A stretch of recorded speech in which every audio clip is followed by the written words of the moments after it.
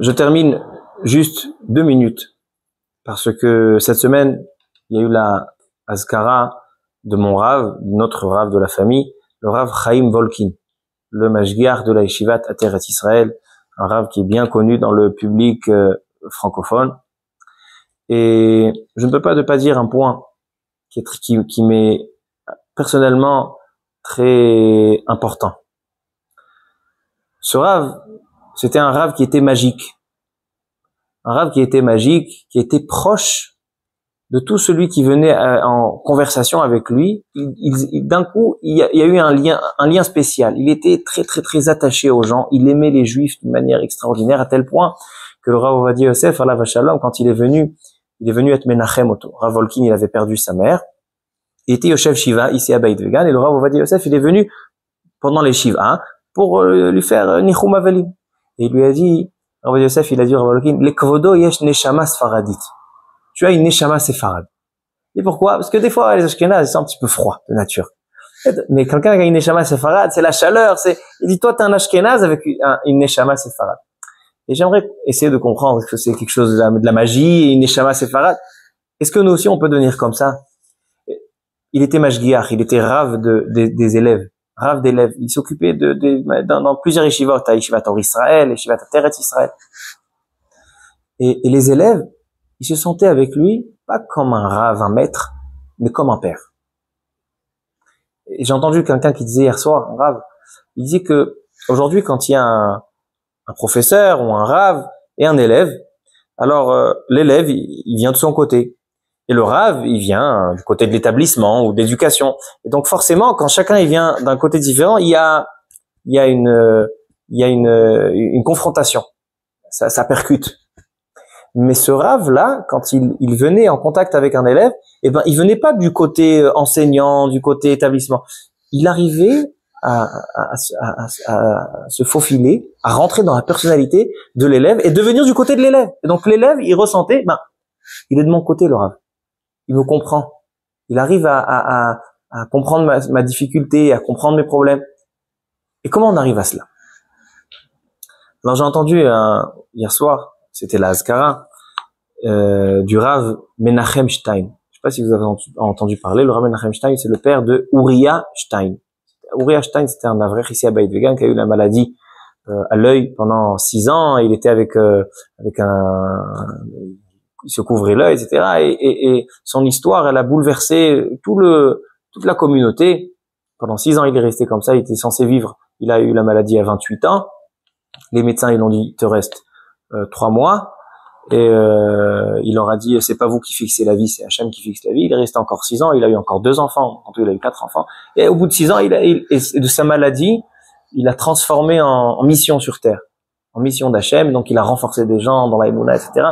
Et donc son père aujourd'hui, Menachem Stein, il donne beaucoup de conférences de partout pour raconter cette histoire et renforcer les gens. Et ce Uriah Stein, il venait chez le Rav Volkin dans sa période de sa maladie, pour être réconforté. Et même après sa disparition, la femme du Rav Volkin continuait à être en contact avec sa femme, à ce Uriah Stein. Et pourquoi je vous raconte tout ça?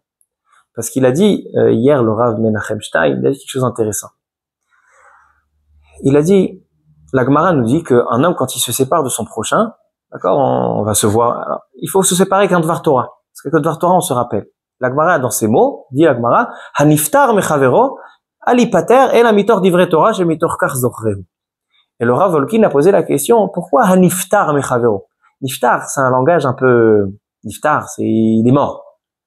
Et pourquoi Hanifrad mechavero, Aolech mechavero, pourquoi Haniftar mechavero? Pourquoi on a utilisé ce langage, Niftar, que ça fait allusion à la mort? Alors il dit, c'est très intéressant. Pourquoi un homme qui est mort, un homme qui est tué, en Lashon HaKodesh, en hébreu, on ne dit pas seulement met ou neherag, on dit niftar. C'est quoi niftar? Niftar, c'est, il s'est rendu quelqu'un qui est patour, c'est-à-dire qu'il est exonéré maintenant. Quelqu'un, il est responsable, il vient au tribunal, et on ne sait pas est-ce qu'il doit payer ou doit pas payer. Si je dis lui, il doit pas payer, il est patour. Quelqu'un qui est relevé de ses obligations, il est niftar. Un juif, quand il est sur terre, il a plein d'obligations. Il a une mission à accomplir. C'est un juif, c'est ta mission. Tu dois faire tes mitzvot, tu dois faire les capacités qu'Akadosh Baruch Hu il t'a donné, t'as des responsabilités. Et quand on est en vacances, quand on quitte ce monde, dit David Amelech, Bametim Hofshi.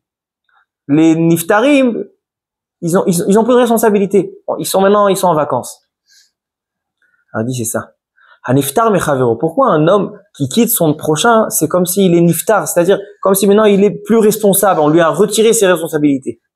Alors, il dit quelque chose, Laura Volkin dit quelque chose de magnifique. Il dit, chaque juif, chaque ami, chaque juif qu'on a dans notre environnement, il a une part d'Hachem. Chaque juif, il a une neshama qui est une part d'Hachem, Tselem Elokim. Et donc, si, quand je rencontre un juif, je rencontre en fait une partie d'Hachem, je suis censé le rendre roi. Hachem, c'est le roi. Et maintenant, il y a une partie d'Hachem. En fait, je dois le respecter comme je respecte un roi. C'est pour ça que nos sages nous disent qu'il faut être mamlich et travero. Il faut rendre son prochain roi. Et donc, un homme qui quitte son prochain, il n'a pas seulement quitté il est en fait en train de se détacher de cette grande responsabilité de ce roi qui était présent. Donc, Aniftar Mechavero, maintenant, il est pas tour de cette responsabilité de roi. Il dit, le Rav Volkin, Rav Shalom, c'était comme ça, c'était ça sa magie. Sa magie était que chaque juif qui venait devant lui, il le considérait comme un roi. Et quand tu considères quelqu'un comme un roi, tu arrives à le ressentir, à essayer de t'identifier avec ce qu'il pense lui, avec ce qu'il ressent lui. Ça, c'est très dur à le vivre. Aujourd'hui, on vit chacun pour nous-mêmes. Et quand on voit quelqu'un qui souffre, on n'arrive pas à essayer de lui donner un message, essayer de ressentir ta souffrance. Il a raconté le Rav hier soir, la semaine dernière, il y a quelqu'un qui s'est jeté dans la manifestation là-bas. S'est jeté. Comment ça arrive ces choses-là? C'est quelqu'un qui avait des difficultés avec ses copains. Et personne ressentait sa douleur, sa tristesse. Si seulement il avait un Rav comme le Rav Volkin, qui vient et qui lui dit, je comprends ce que t'as. Je comprends que t'as du mal avec tes copains. Je m'identifie. Tu le rends roi.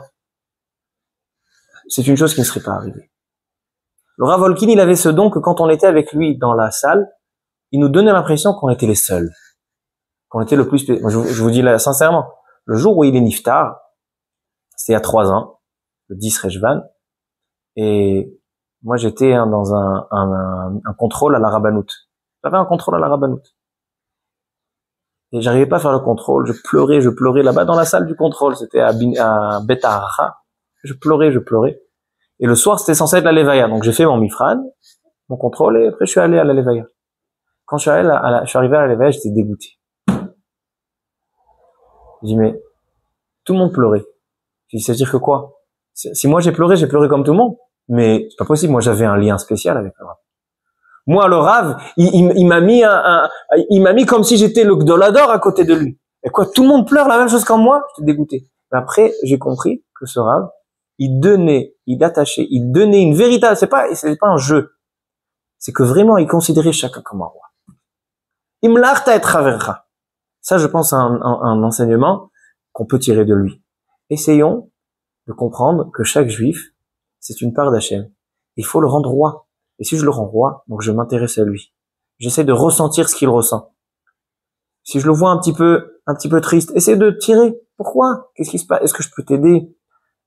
Et même si je peux pas t'aider, au moins t'écouter. Au moins ressentir. Quand il y a quelqu'un qui ressent notre douleur, ça nous apaise. Ça nous fait du bien.